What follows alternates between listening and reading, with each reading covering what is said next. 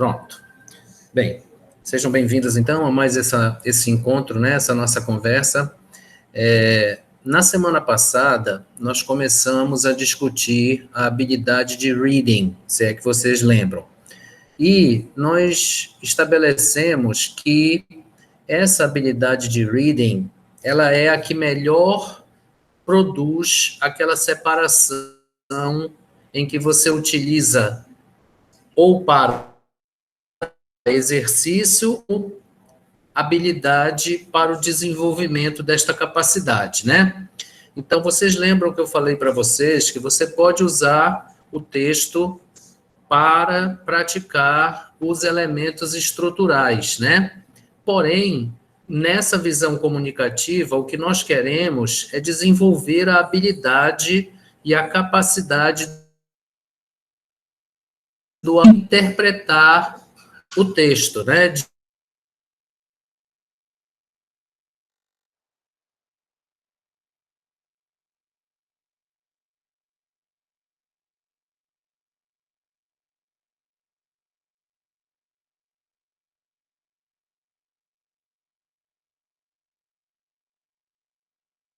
Professor, congelou ou foi minha internet?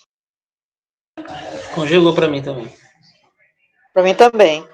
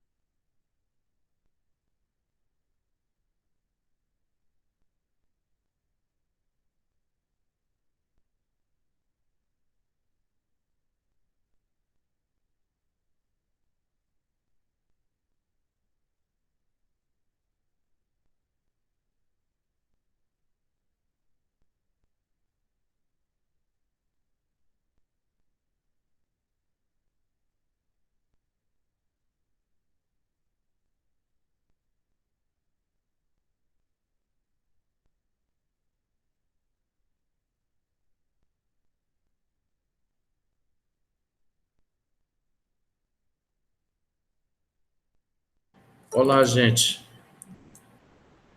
Olá, professor. E a internet? Caiu a minha conexão. Bom, de volta.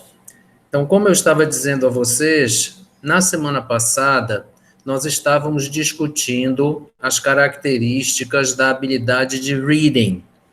E nós estabelecemos que essa habilidade, ela é a que melhor mostra, né, é a que melhor produz aquela distinção entre você usar o material para exercitar e trabalhar os elementos estruturais, né, e trabalhar o material para desenvolver a habilidade de reading, certo? No caso aqui nosso, o reading. E nós vimos também que nessa visão do método comunicativo, o que nos importa mais profundamente, né, o que é mais importante é desenvolver, boa noite, Emily, é desenvolver a capacidade do aluno em encontrar os elementos textuais que vão possibilitar que ele compreenda, que ele interprete o texto, que ele vá em busca da mensagem, dos pontos importantes do texto. Isso é que é desenvolver a habilidade de reading, certo? Não é você reconhecer verbo, não é você reconhecer pronome, não é isso que interessa, tá? Claro, você também pode fazer isso, como nós já vimos, mas o importante para nós aqui é você conseguir desenvolver essa capacidade, né, do aluno em conseguir desenvolver esta capacidade de interpretação, de compreensão, de interação com o texto. Então, nesta semana, como eu disse a vocês na semana passada, eu vou mostrar para vocês quais são esses elementos, tá? E aí nós vamos discutir um pouco cada um deles. É claro, sempre dentro daquela perspectiva que nós já conversamos aqui. Fase pré, você estabelece contexto, né? Você estabelece conhecimento de mundo, você pede ao aluno para ativar o seu conhecimento para que ele possa antecipar, né? Para que ele possa ter uma expectativa. Fase on é a leitura em si, e a fase post é aquela que nós já sabemos que deve incluir outras habilidades, tá? Muito bem. Então, eu vou mostrar para vocês aqui o que nós chamamos de pirâmide textual, tá? O que é essa pirâmide textual, certo? Bem, não, vocês estão vendo que não tem o desenho de uma pirâmide aqui. Porém, é essa a ideia, tá? Se vocês estão visualizando bem isso aqui. Então, olha, esses elementos aqui, eles são os elementos principais de um texto, elementos textuais. Então, aqui nessa pirâmide, e se é uma pirâmide, você vai de cima para baixo, certo? Você vai estabelecendo camadas, né, de cima para baixo, em busca destes elementos que vão possibilitar a você essa compreensão textual, tá? E vocês vão ver na próxima semana, quando eu mostrar o exemplo prático para vocês, nós vamos fazer um exercício aqui, né, um exercício de compreensão textual aqui, vocês vão ver como é que isso funciona. Mas, em síntese, né, o que é que nós queremos? Nós queremos que o nosso aluno, ele nos diga, por exemplo, qual é o assunto do texto. Aí ele vai olhar para lá, para o título, certo? Esse título é a ideia central, é a lógica do texto, né? Então, vamos dizer, é o trilho do texto. Então, a gente vai perguntar para ele o que é que aquele título quer dizer, certo? Se ele não conseguir dizer o que é que o texto, o que é que o título quer dizer, aí a gente vai para outro elemento, para ver se ele consegue fazer esta relação, certo? Então, aí você vai, por exemplo, perguntar o que é que ele sabe daquele assunto, o que é que ele espera ver naquele texto. Então, ó, esse assunto, vamos dizer, é futebol, tá? Futebol no Brasil. Então, o que é que você espera encontrar no texto, certo? Eu espero encontrar informações sobre os grandes jogadores, sobre a história do futebol. E aí vai começar, então, a haver uma série de ativações sensoriais desse aluno em função do tema daquele texto, certo? E aí, olha, vocês poderão trabalhar o elemento que vocês quiserem, tá? Você não é obrigado a trabalhar todos esses elementos, mas você pode, por exemplo, pedir ao aluno que encontre a principal frase do texto, que seria a frase tema, tá? E vai perguntar para ele o que é que aquilo significa, certo? O que é que aquilo significa para ele? O que é que aquela frase quer dizer? Então, a frase tema, ela é o resumo do texto, certo? Você pode pedir ao aluno que encontre palavras que sejam relacionadas com aquela ideia central, lá de cima. Ele não disse que é sobre futebol, então, ele não disse que ele espera, que ele antecipa ver coisas assim, assado, então que ele vai encontrar essas coisas que ele disse que ele acha que vão aparecer no texto, certo? E assim, sucessivamente, de tal forma que você estabeleça com o aluno essa relação de interpretação. Claro que vocês já conhecem esses elementos. Ideia central, né? Layout, então como é que o texto está diagramado, se tem imagem, se tem gráfico, se tem lista, né? Se tem negrito, certo? Que chama atenção, né? Porque se está em negrito é porque é importante, certo? Então você vai direto lá. Se tem imagem, você vai primeiro analisar essa imagem, porque ela vai lhe dizer muito sobre o texto. E depois você vai encontrando elementos ao longo do texto. E é esses elementos que vão possibilitar ao aluno formar um certo quebra-cabeça, tá? Então, ele tem várias peças, certo? Que ele está achando ali. Ele tem que, então, colocar essas peças todas num tabuleiro só. Porque, olha, pensem comigo. Nós conversamos um pouco sobre isso na semana passada. Como é que nós produzimos um texto? Nós temos uma ideia, certo? Que é aquela nossa intenção, né? Várias outras ideias relacionadas àquela principal, e aí nós aglutinamos essas ideias, desculpa, dentro daquela lógica. E aí produzimos um bloco só.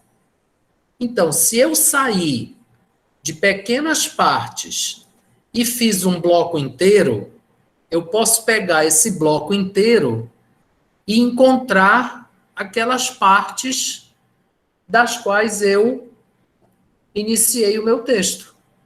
Então, é como se eu estivesse fazendo o caminho contrário da produção textual. Então, a interpretação, a leitura, certo? Ela é encontrar esses elementos principais para poder, então, analisar a mensagem do texto. E, para isso, eu não preciso de dicionário, tá, gente? Eu posso ensinar o meu aluno a encontrar esses elementos que vocês estão vendo aí na pirâmide textual. E posso ensinar para ele o que é que cada um desses elementos significa, certo? Neste exercício de interpretação. Então, às vezes o aluno diz assim, professor, mas eu não estou entendendo, eu não sei muito inglês, eu não estou entendendo nada. Eu preciso do dicionário. Muito bem, ninguém está mandando destruir o dicionário, ninguém está dizendo que é para eliminar o dicionário. Porém, com esta sequência de elementos, tá? Você vai ser capaz de diminuir a necessidade do dicionário. Porque, veja bem, ele pode não saber muito inglês, porém, se ele consegue encontrar cognatos no texto, e se o texto foi bem escrito, ele vai encontrar vários cognatos, que são aquelas palavras parecidas com o português, né, que tem origem do latim, que são utilizadas no dia a dia do português, certo? Que são os estrangeirismos, né, os empréstimos. Se ele conseguir encontrar palavras repetidas, ele vai saber que essas palavras são as mais importantes do texto, porque senão o autor não ia repeti-las tantas vezes. A palavra tema é aquela que se repete o maior número de vezes. Então, é a palavra mais importante do texto. Então, essas características vão permitir que o aluno converse com o texto, certo? Vai permitir que o aluno interaja, discuta com o texto, reflita sobre o texto. Olha, professor, não é a história do futebol que está falando nesse texto, não. Está falando aqui do jogador mais importante do século XX, que foi sei lá quem. Aí, olha, eu sei disso porque eu encontrei isso aqui, essas palavras, essas coisas aqui. Então, ele vai conversando com o texto. Ele vai dialogando, né, com as informações que ele encontra no texto, tá? E que possibilitam que ele consiga fazer essa interpretação. Muitas vezes, tá? Você não precisa usar toda a pirâmide. Você pode pegar só um ou dois elementos, talvez 3, tá? Vai depender muito do tipo de exercício, né? Do tipo de desenvolvimento de habilidade, de capacidade que você quer utilizar. Você não tem que trabalhar o texto inteiro, gente. Isso é uma coisa importante, tá? Então, o professor, ele acha, né, que ele precisa trabalhar o texto inteiro, que o aluno tem que ler o texto de cima a baixo. Não é necessário. Muitas vezes, tá, você tem um texto longo, aí você diz assim, poxa, mas eu não tenho tempo, já estou apertado com o meu tempo. Trabalhe 2 parágrafos do texto, mas trabalhe no desenvolvimento da habilidade. E aí você pode pegar esses elementos e buscá-los lá naqueles 2 parágrafos, porque eles acontecem no texto inteiro. Tá? Então, vejam, um texto, como nós já vimos aqui, ele tem coerência e coesão, certo? Então, ele acontece, o texto, na vertical e na horizontal. Na horizontal, são palavras, são frases interligadas. Na vertical, é a pirâmide. Então, se você conseguir ensinar o seu aluno a trabalhar com essa pirâmide, tá? A trabalhar com esses elementos, porque, vejam, são coisas, né, com poucas exceções, que eles já conhecem, certo? Que eles já entendem, eles já talvez até usem inconscientemente. Então, você só vai ter que ensinar o seu aluno a trabalhar os elementos na compreensão, na interpretação, nessa conversa com o texto. E dessa forma, tá? Você vai poder fazer lá as atividades que o seu material propõe, como verdadeiro ou falso, né? Como responder as perguntas, certo? Mas vai ser de forma consciente. Quer dizer, o aluno vai ter realmente interpretado o texto. Alguma pergunta? Porque nós temos um outro ponto para conversar. Tudo certo, professor. Alguém de vocês desconhece algum elemento dessa pirâmide?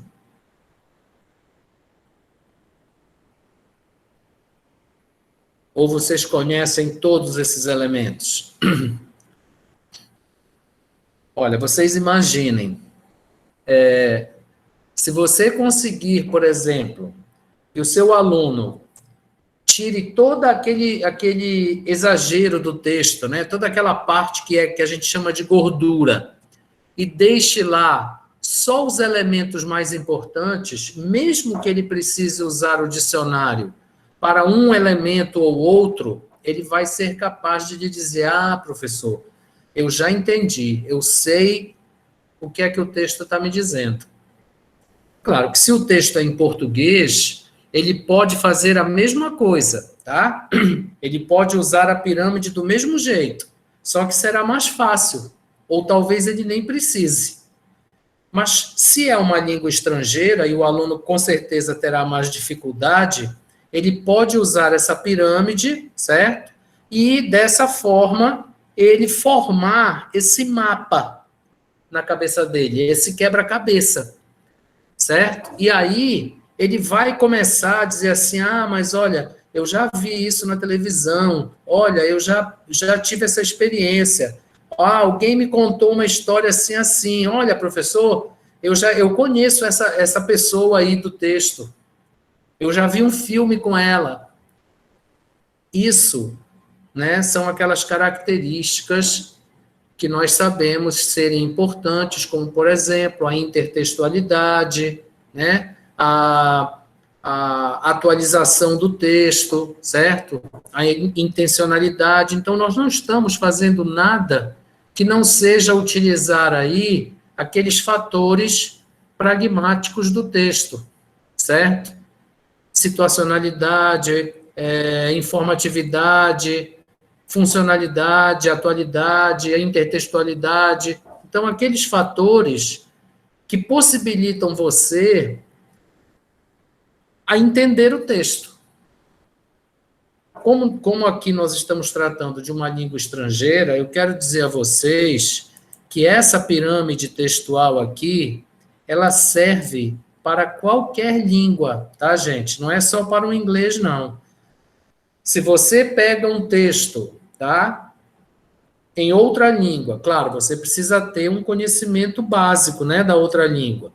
Então, se você pega esse texto e você consegue fracionar nos elementos mais importantes da compreensão textual, você vai, com certeza, estabelecer a mensagem do texto, as informações mais importantes.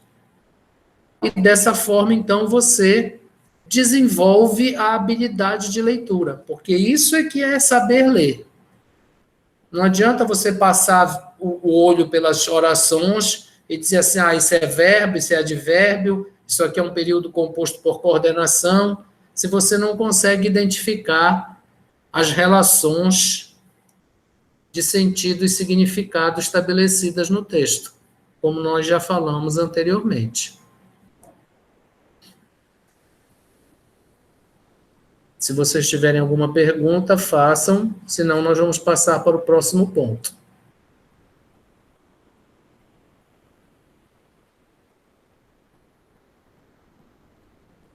Nenhuma pergunta, nenhum comentário?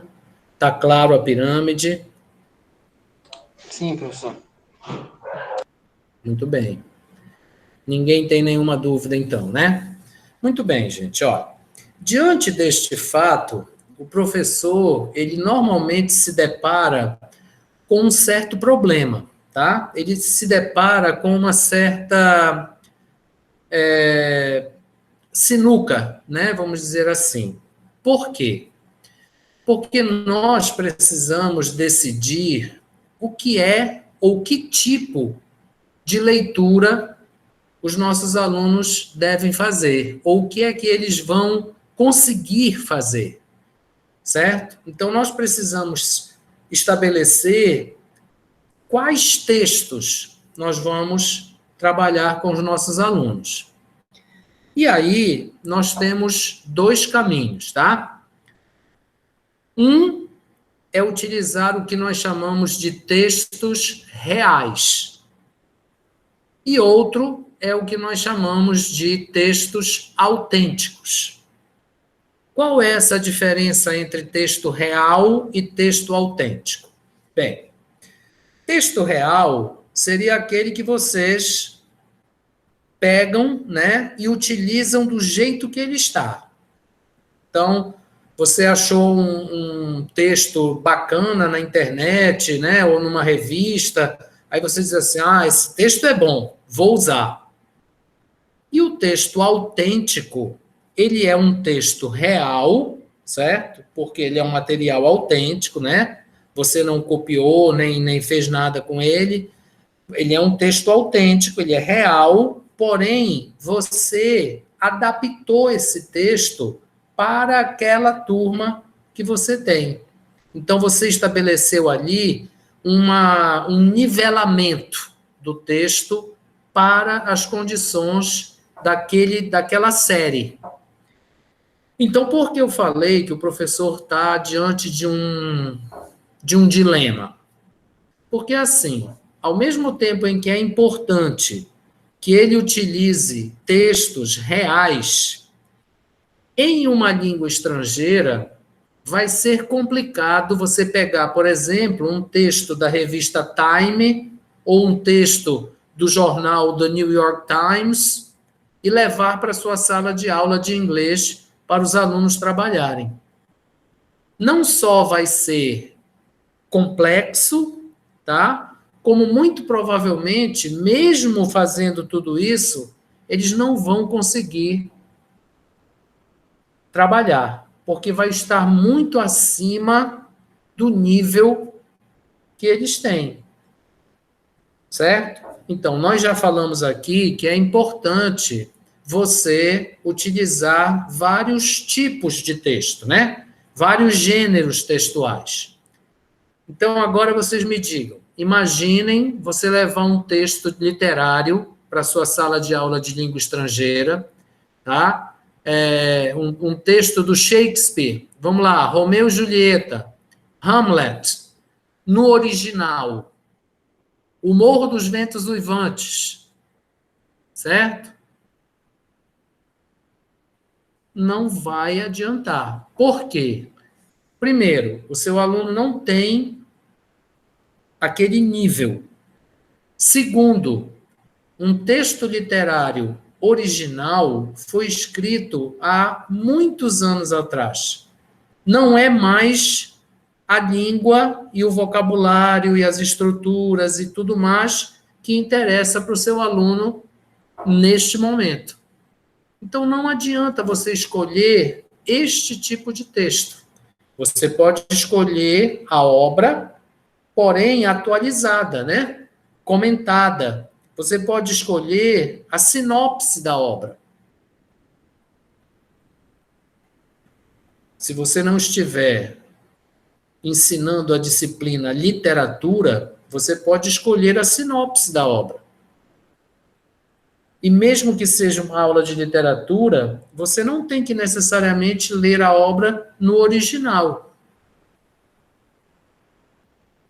Nem nós, que já com certeza temos um nível melhor, conseguimos fazer isso. É muito difícil, porque é um vocabulário muito antigo, certo? São termos, né, um campo lexical que nós já não usamos mais há muitos anos.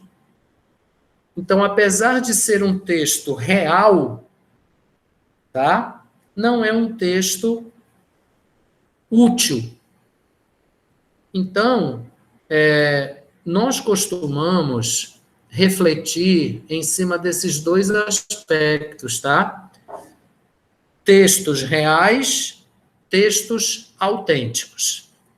É por isso que, na minha opinião, para uma primeira experiência, o professor deve sempre utilizar os textos que estão no livro. Por quê? Porque aqueles textos, eles já foram adaptados para aquele nível de ensino.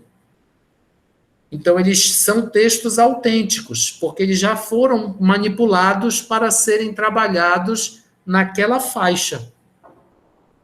Agora, se o professor tem um pouco mais de tempo, se ele tem uma turma boa, né, que responde bem, que reage bem, que participa bem, ele pode buscar um texto lá na internet ou na revista e pode adaptar aquele texto, em vez de levar o texto exatamente como ele está.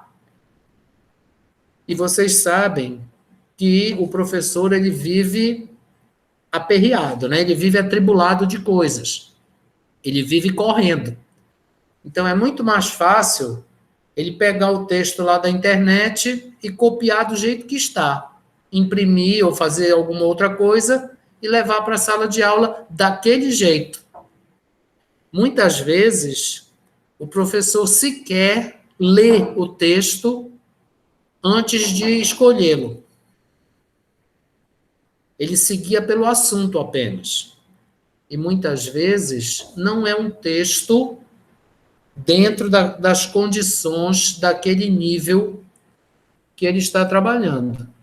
Então, minha sugestão para vocês é assim: se vocês tiverem tempo, se vocês já tiverem experiência, tá? E já tiverem trabalhado com aquela turma e souberem que aquela turma é uma turma boa, que participa bem, que reage bem, escolham textos reais. Mas transformem esses textos em textos autênticos. Então, por exemplo, se o texto tem 8 parágrafos, aplique a pirâmide no texto e reduza esses 8 parágrafos para 4, 5, sem prejuízo do conteúdo do texto. Você poderá fazer isso com a pirâmide. Se o teu texto está lá no livro-texto, aí você não tem esse trabalho, porque aquilo já foi preparado para aquela situação. Certo? Aí você vai trabalhar o texto dentro do que você precisar ou achar que é conveniente. Então, além de ensinar o aluno a ler, certo? Além de trabalhar com ele esta capacidade de interpretação e de compreensão do texto, que é o desenvolvimento da habilidade de leitura, você também precisa ter bons dedos para escolher os textos que você vai trabalhar. Vocês vão ver na semana que vem, no exemplo que eu vou mostrar para vocês, foi uma escolha minha para fazer o exercício com vocês. Aí vocês vão me dizer se eu escolhi bem ou se eu escolhi mal. Certo? Por quê? Porque a gente tem que ter essa sensibilidade, certo, gente? O que adianta, por exemplo, você levar para uma sala de aula de inglês um transcript, certo? Do Oscar. Se você manipular aquilo, tá tudo certo. Se você adaptar, tá bom. Mas se você pega aquilo direto da televisão, do seu computador, sei lá o quê, que você editou, e leva no original, dependendo do contexto da sua turma, aquilo vai ser um desastre. Aí vai acontecer como acontece com o listening. Que o professor não prepara, o aluno diz, olha, listening, vamos ouvir. Aí o aluno fica doido, ele fica desesperado, ele não entende nada. Ele não foi preparado, a atividade não sofreu aquela sequência, certo? Para dar a ele melhores chances. Aí ele entra em parafuso, ele fica desesperado. A mesma coisa vai acontecer com o texto. Ele não vai entender nada, certo? Ele vai dizer assim, professor, olha, eu não sei nada desse assunto. Será que ele não sabe mesmo?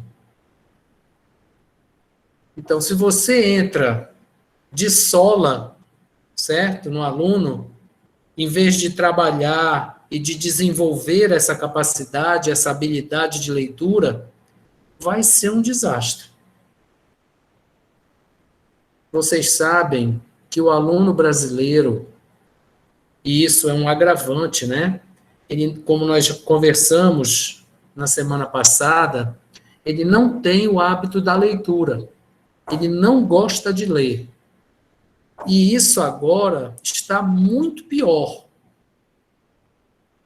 com o advento da internet, né, do PDF, de poder ler no computador, certo?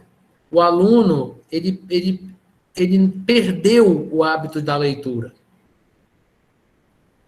Ele desaprendeu a ler. Na verdade, ele tem a preguiça de ler.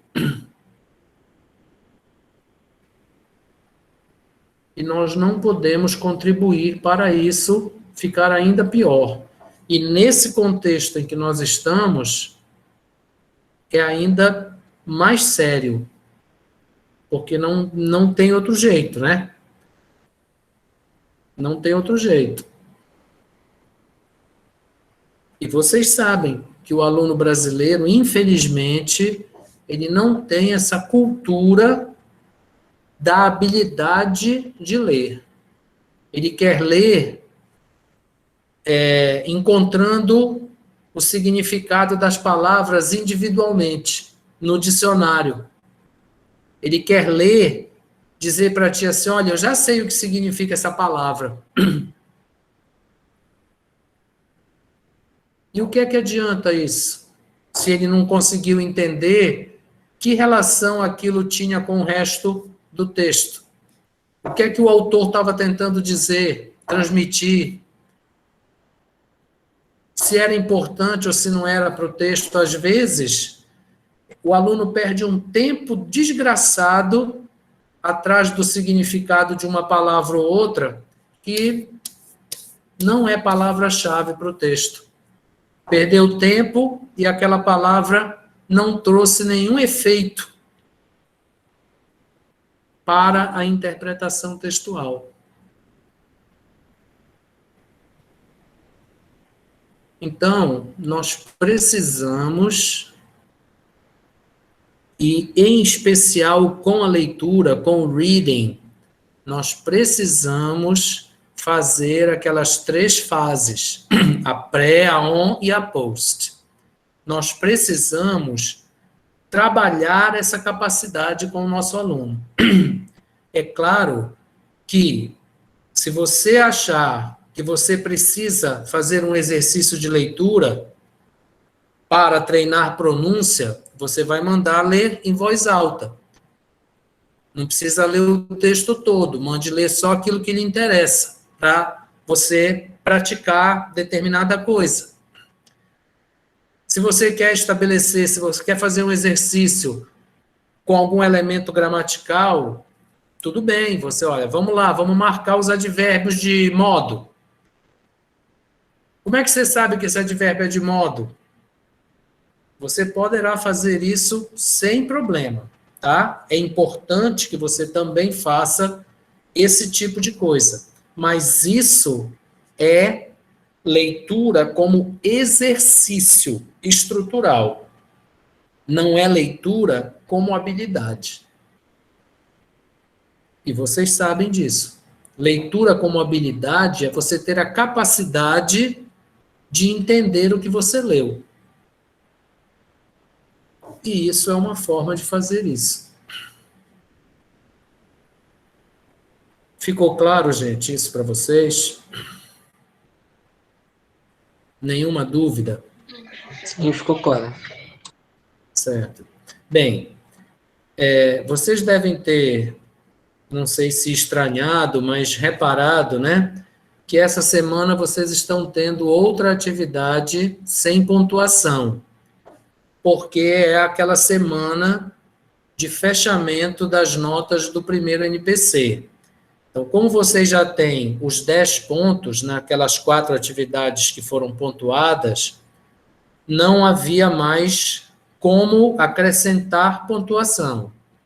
Então, é por isso que esta semana vocês também estão tendo uma atividade sem pontuação. Por causa disso, vocês estão novamente fazendo apenas uma reflexão sobre determinado aspecto, que é o que nós estamos discutindo aqui. Na semana que vem, eu vou fazer um exercício prático com vocês aqui na aula, e vocês deverão lá, na atividade de vocês, apresentar uma proposta de vocês para uma atividade de leitura do mesmo jeito que nós fizemos para o listening e para o speaking. Tá? Vocês vão descrever a fase pré, a fase on e a fase post. Com o reading, certo? E aí sim nós teremos a primeira atividade pontuada. Certo? Então, como vocês não têm atividade pontuada essa semana, vocês já sabem como funciona, né? Então, vocês estão tendo aí, vamos dizer assim, uma semana de refresco, né? Alguma pergunta, gente? Algum comentário? Alguém quer falar alguma coisa? Ficou alguma coisa não muito bem esclarecida? Bem, olha só. Antes de eu fechar, para fechar a nossa conversa, apesar do fato de nós sabermos que o aluno brasileiro, em especial, não sabe ler, não tem cultura de leitura, não tem o hábito de leitura, não tem a capacidade de interpretação desenvolvida, O reading é talvez a habilidade mais fácil de você desenvolver. Porque o listening e o speaking, vocês já viram que o aluno tem muita dificuldade por ser uma língua estrangeira. Então, essas duas habilidades são bem difíceis. Porém, o reading talvez seja a habilidade mais fácil de você ensinar, de você desenvolver, dentro dessa perspectiva comunicativa. Procurem pensar nisso, certo? Procurem refletir um pouco sobre isso. Leiam lá o material que eu coloquei na plataforma, tá? Ele discute essa coisa do texto real e do texto autêntico. Tem aí a pirâmide textual, que vai ficar aí no vídeo para vocês, certo? Façam essa reflexão e na semana que vem a gente entra, então, na atividade prática com pontuação. Tá certo? Então, eu vou interromper aqui a nossa apresentação. Vou interromper a gravação.